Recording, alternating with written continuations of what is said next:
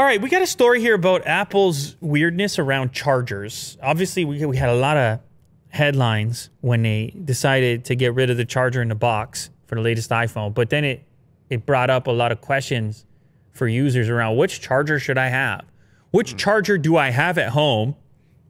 And is it going to work? Like, is it enough for whatever fast charge capability I have on my current device? And what about the other devices around the house, iPads and so forth? It's kind of confusing. Now, the way in which the rest of the marketplace figured this out is with that little PD component. When you see USB PD, power delivery, those are smart chargers that can figure out the specification of the device that's been plugged in order to deliver the correct amount of power in the correct format that device can take advantage of. A lot of Apple chargers do not have PD up until recently. And as a consequence, even though you may have an Apple charger with a higher stated wattage, it may not correctly charge some of your devices. So the example in this article, 9 to 5 Mac, if you have the older 29 watt power brick, it can't charge the MagSafe Duo. You can't plug it into the MagSafe Duo as your charge brick. And you know, all these different devices are not coming with chargers. So you're having to figure out which brick you should have. And you probably thought you were going to plug some of these devices into older chargers. That charger draws 15 watts of power. You're sitting there saying, I got a 29 watt power brick, I'm probably okay. Not exactly.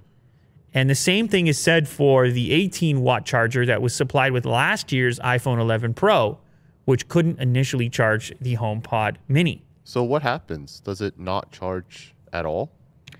So the 29 watt power brick doesn't support USB-C PD 2.0 or 3.0. So even though it's capable of delivering enough power, it doesn't have that special power delivery.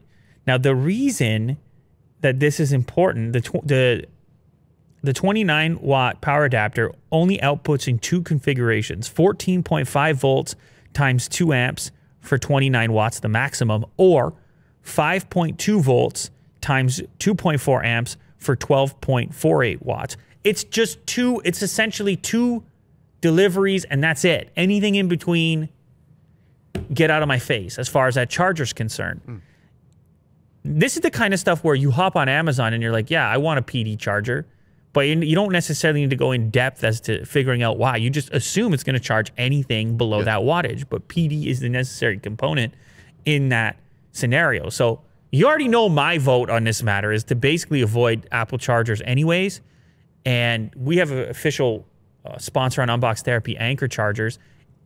All this stuff has PD and has been PD for a long period of time, including the brand new Anker Nano, which is this tiny little power brick capable of 20 watt power delivery over USB Type-C. Of course, they have bigger bricks if you need more wattage, depending on the components that you want to plug in, but at least you know you're going to get PD. Now, the other option, obviously, is that you could pick up Apple's latest power brick, the latest 30 watt power brick, and then that also supports PD. So they finally hopped on the PD train, but just keep in mind, as you're picking up these new Apple peripherals that don't include power bricks, the power bricks you have lying around might not be the perfect fit and probably aren't the perfect fit for a lot of these new peripherals.